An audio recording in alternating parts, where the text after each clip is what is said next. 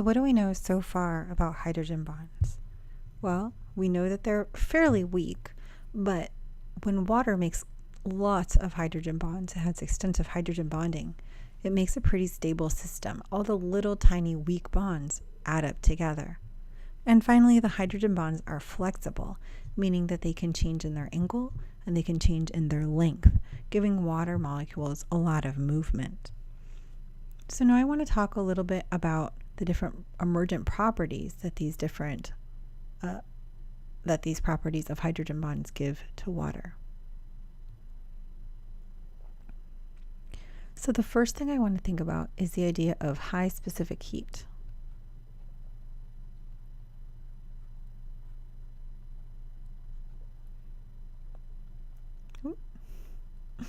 So high specific heat is thinking about water's ability, so we can get that F better, water's ability to hold a lot of heat in it before it changes its own temperature. So water can absorb a lot of heat, and instead of raising its temperature and getting hotter, instead it can kind of hold on to that heat and then release it later on. And it's going to hold on to that heat basically in its hydrogen bond. So when heat gets applied to water, what will happen is it will be able to break one of the hydrogen bonds. So if we put some heat in our system, here we've got one of our hydrogen bonds with a partial positive charge interacting with a partial negative charge. So now we can put some heat into the system, and I'll put that as yellow. So let's make it a really sunny day and put a lot of sunlight into here. We can actually break this hydrogen bond. Now, breaking this hydrogen bond is not going to raise the temperature of the water. Breaking this hydrogen bond is just going to remove a hydrogen bond from the water. So adding in a small amount of heat isn't going to change the water temperature. It's just going to break some of the hydrogen bonds in there. And that's how water can absorb a lot of heat. Now, we say that it can absorb the heat because what can happen later on is that this bond can reform. So let's say it's a really hot day and a bunch of hydrogen bonds in the water get broken. And now the sun goes down and it starts to cool down again. Well, now a new bond can form, and this is going to release heat. So now when we have a new bond forming, we get heat released. And so this system is actually able to be a buffer for heat. And that's part of why it can be very temperate in coastal regions, because the water is absorbing a lot of the heat in the air, and at nighttime it releases it. So it doesn't get very cold at night, and it doesn't get very hot during the day.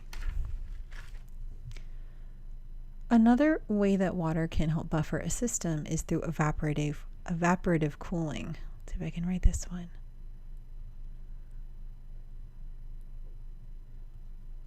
Sorry, my pen's lagging a little bit today, making writing a little trickier than usual. So evaporative cooling. In evaporative cooling, a similar property to water as the high specific heat comes into play. Water has a very high heat of vaporization, just like it has a high specific heat. In order to get a molecule of water to actually leave the system as gas, you need to break a lot of hydrogen bonds. So before a molecule of water can actually leave a pan of water, say, you have to break all of the hydrogen bonds that are keeping it in there. So we're thinking about getting a molecule of water out. First, you have to break these hydrogen bonds. So you need the heat to break the hydrogen bonds, and then you need the heat to get the water hot enough to vaporize. So both things have to happen. And so it takes a lot of energy to get water to turn into steam. So what will happen in response to this is that, let's think about at the equator where it's really hot. Here we've got our ocean. Well, we can absorb a lot of water, or a lot of heat, into this water. So here we're going to have some heat absorbed in. And now let's say that we've put in enough heat to actually cause some of this water to evaporate. Well, when this water evaporates, this is going to be the highest energy water in the system. So only the high energy water is going to evaporate. So I'm going to make there be some yellow water. This is our high energy water that doesn't have a lot of hydrogen bonds. So it's very unstable and high energy. And then the rest of our water I'm going to make blue and light blue. So here we've got lower energy water. When we get rid of our highest energy water, we're actually going to be reducing the temperature of the water. So when this high energy water, the yellow water, evaporates off, we're going to be lowering the temperature of the system. We're going to be lowering the amount of energy in the system. We're basically going to be taking out those molecules that are unstable and making the system as a whole more stable by removing the unstable molecules. So this means that the temperature of the ocean is going to go back down when we have some of the water evaporate. Once this happens, this is very hot air now, right? So this is hot air evaporating off. So this is going to be moist, hot air. It's got this high energy water in it, and it's going to start to evaporate and rise up. And as it rises, it's going to start to condense. And as it condenses, it's going to fall back down as precipitation. So now we have new, cooler water condensing and falling out of the sky as precipitation. So here we have our high specific heat. That means that our water is going to act as a temperature buffer. And then evaporative cooling. A second way that water can act as a temperature buffer is by having the most energetic molecules leaving the system as moist air, so steamy, hot air. Then as air, this will rise up and cool down and condense and come down as precipitation, cooling the system further. There's one more property of water that the hydrogen bonds really influence that is extremely relevant to ecology, and that's the property of water in that ice floats. Ice floats.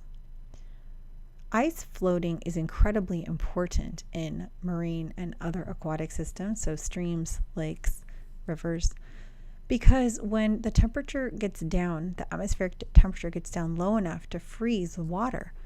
If ice sank, then the ice would sink down to the aphotic zones of the lakes or of the oceans.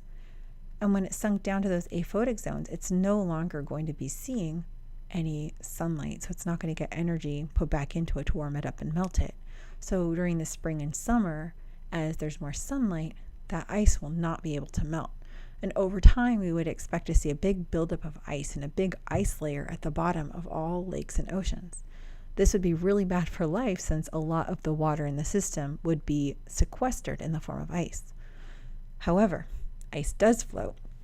And ice floating means that it is going to be the first stuff to heat up when the sun comes back out again at the end of the winter. So the heat from the sun will be able to melt the ice, and that will start the whole system going again in the lake as far as having a bunch of open water going, or in the ocean. So why does ice float on water? Well, it's hydrogen bonds again. Here's the thing. Hydrogen bonds in ice are non-flexible. Let's make ice blue.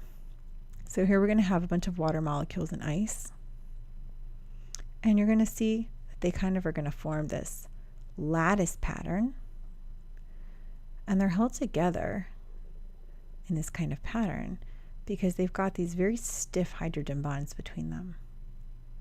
So I'll make my hydrogen bonds in pink.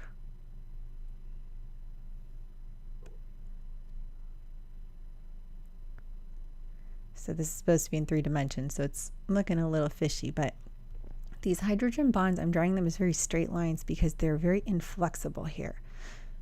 This is cold now, and so now there's not a lot of energy in the system not a lot of kinetic energy in the system to let these bonds wiggle around as much.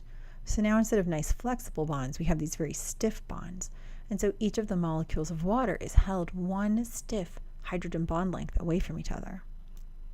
So this is going to make ice. If we're thinking about liquid water, on the other hand, in liquid water, we have much more flexible hydrogen bonds. And since they're constantly breaking and reforming because of the heat in the system, that means that molecules of water can get much closer to each other in their liquid form.